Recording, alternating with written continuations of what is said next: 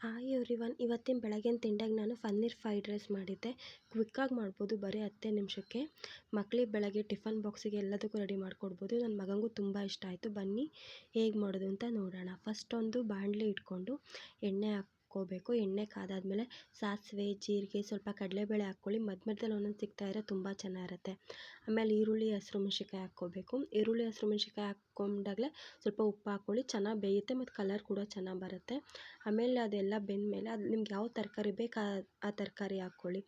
ನಾನು ಬರೀ ಆಲೂಗಡ್ಡೆ ಮತ್ತು ಕ್ಯಾರೆಟ್ ಮಾತ್ರ ಹಾಕ್ಕೊಂಡಿದ್ದೀನಿ.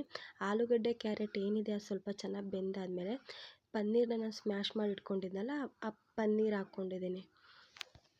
ಪನ್ನೀರ್ ಹಾಕ್ಕೊಂಡು ಮಿಕ್ಸ್ ಆದಮೇಲೆ ಸ್ವಲ್ಪ ಅರಿಶಿನ ಪುಡಿ ಹಾಕ್ಕೊಂಡಿದ್ದೀನಿ.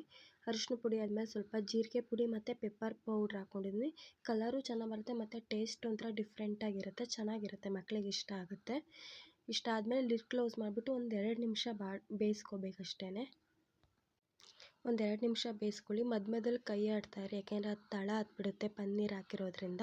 ಒಂದು 2 ನಿಮಿಷ ಬೇಯಿಸ್ಕೊಂಡ್ರೆ ಸಾಕು. ಪನ್ನೀರು ಮತ್ತು ತರಕಾರಿ ಆಲ್ರೆಡಿ ಬೆಂದಿರೋದ್ರಿಂದ ತುಂಬ ಹೊತ್ತೇನಾಗಲ್ಲ.